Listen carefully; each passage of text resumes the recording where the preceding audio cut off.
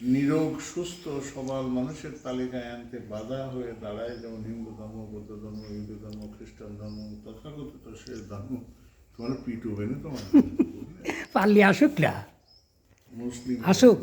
সেই ধর্ম কথাটা চরমভাবে মূর্খ ভাবিক, জ্ঞানপাপী, মতলববাদ, আধা শিক্ষিত কথাবার্তা। মুসলিম ধর্মের পর আরও অনেক ধর্মের পৃথিবীতে এসেছে, আরও হয়তো আসবে। ইসলামের পরে এসেছে শিয়া, সুন্নি, হানাফি, মালিকি মাযহাব, তারপর আরও কত কি, বাহাই ধর্ম, শিখ ধর্ম, কাদিয়ানি ধর্মের প্রচারও এসেছে। এই তো সেদিন পৃথিবীতে সত্যি বলতে সব ধর্মই ভুয়া, ভণ্ড, মিথ্যা, অবাস্তবতা এবং সম্পূর্ণ আপেক্ষিক ভারতাবাদী। সব ধর্মে মারামারি, হানাহানি, যুদ্ধ, বিগ্রহ, দারিদ্র, দুর্দশা, অসম্ভব ইন্ধন যোগায় একমাত্র মানব ধর্ম, সাহিত্য, সংস্কৃতি, পড়াশোনা ছাড়া। এখন আছে এগুলো? না থাকলে আমি কি করব? মানবাধিকারই একমাত্র গুরুত্বপূর্ণ ভূমিকা পালন করতে পারে, যেটা আছে পৃথিবীতে, পৃথিবীর কিছু সেরা সুখী, দুর্নীতিমুক্ত, সুন্দর দেশে, যেখানে ধর্মীয় কুসংস্কার অপছন্দ করা হয়। আচ্ছা, এই করে কথাটা ঠিক হলো না। আচ্ছা ঠিক আছে, যখন করেছো লিখেছো, আমার দৃঢ় বিশ্বাস হলো পৃথিবীতে একমাত্র সত্যি হলো মিথ্যা, অবাস্তব, ভুয়া, ভণ্ডামিপূর্ণ সকল ধর্মের অবসান। তাহলেই শান্তি আর শান্তিপূর্ণ জীবনযাপনের কৌশল আয়ত্ত করা যায়। দর্শন বিজ্ঞান যদি তোমাকে ভোগ শেখায়, তো অবশ্যই ক্ষতিকর। বিজ্ঞান, ধর্ম, সাহিত্য, সংস্কৃতি, এআই যদি নৈতিকতা বাদ দেই, এখানে এআই বলতে আর্টিফিশিয়াল ইন্টেলিজেন্স বলতে চাইছে, তো অবশ্যই ক্ষতিকর এবং অসম্পূর্ণ। সত্য প্লাস সংযম প্লাস প্রকৃতি, এই তিনটি একসাথে থাকলে মানুষ রোগমুক্ত, স্থির ও শান্ত হয়। এটাই মূলের মূল, রুটস অফ পিস, শান্তির মূল, যা একদম এক মতাবলম্বী খাঁটি দর্শন ও চিকিৎসা এবং শরীরের যত্ন। ভালো, আমার কথা শেষ। তোমার বইটা দেখে নিন।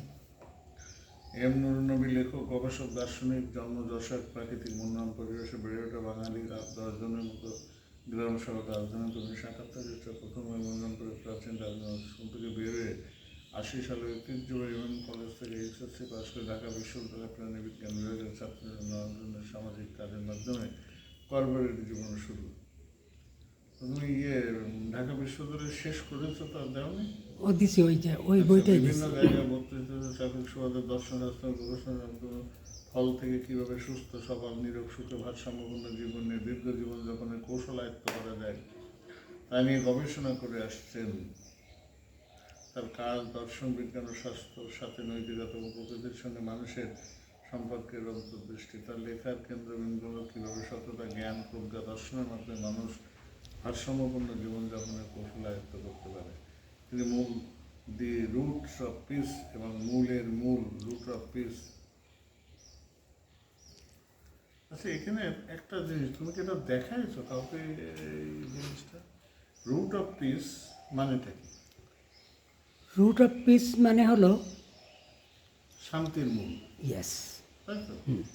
তুমি এখানে যদি এই কথা না, মূলে মূল, হুম, মূল এ মূল, হ্যাঁ সেটাও এর দিলে মানেটা হতো, কি হবে? সেটাও দেওয়া যেত, কিন্তু এখানেই তো আমার কারিশমা। এখানে হচ্ছে রুট অফ পিস দিলে শান্তির উৎসটা কোথায়? আমার কাছে আরেকটা বই আছে, শান্তির উৎসটা আসলে কোথাও নেই। কিনতে পাওয়া যাবে না, না।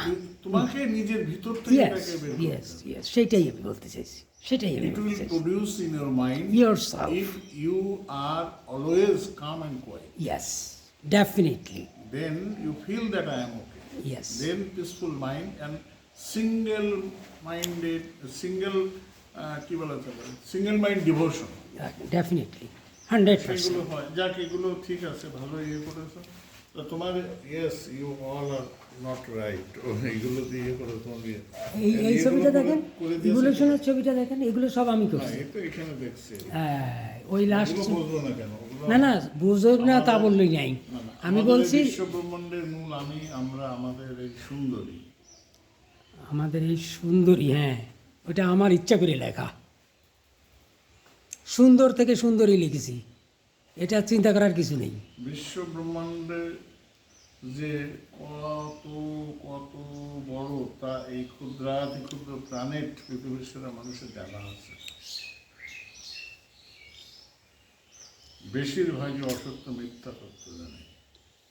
আমি বিশ্বাস করি আমার বইয়ের মধ্যে কোনো মিথ্যা ভান্ডার ভুয়া অবস্থা গুজব নেই। আমি আরও বিশ্বাস করি সত্যিকারের সুস্থতা শুধু শরীর।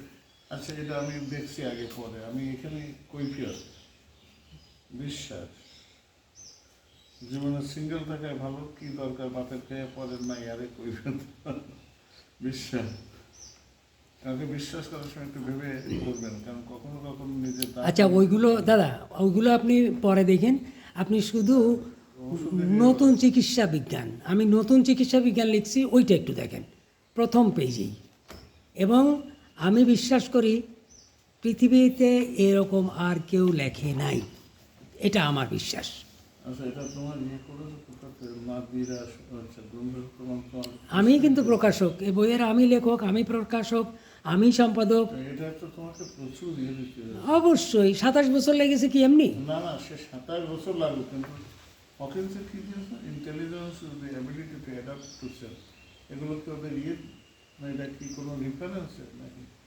এইটা ইংলিশ, ওই যে উপরে লিখে দিছি দেখেন, ইংরেজির উপরে দেখেন, এটা জাস্ট দ্বিতীয় দর্শন, never be afraid to try new things. Attitude is the little thing that makes a big difference. হকিন্সের এটা কি দিবে? Intelligence is the ability to adapt self, agree to disease. আচ্ছা, আমি এখানে তো দেখিনি। নাজমুল সাকিব তিনি কম্পোজ করে দিয়েছেন মাটিয়ার মানুষ, হকের এখন মুক্তি দিয়েছেন। তো কত পৃষ্ঠে সেটা? 306, হুম, 307। 307। আমি বলেছি আপনাকে শুধু আপনি জানেন, এগুলো সবই জানেন, শুধু মেডিকেল সায়েন্সটা একটু দেখেন। না, দেখবো তো বটে, কোনোটাই আমি বাদ দিলাম না। তা তো বটেই। পূর্ব মানুষ না করে আমি তোমাকে একটা রিভিউ দিয়ে দেবো। অবশ্যই অবশ্যই, আই এক্সপেক্ট লাইক দ্যাট। খুব ভালো লাগলো। তুমি আমার একটা গল্প পড়ো। অবশ্যই পড়বো, বন্ধ রাখো, অবশ্যই পড়বো। বন্ধ রাখো। থ্যাংক ইউ, দূর থেকে দূর। Thank you very much, thank you very তুমি মাচ। ইয়ে করলে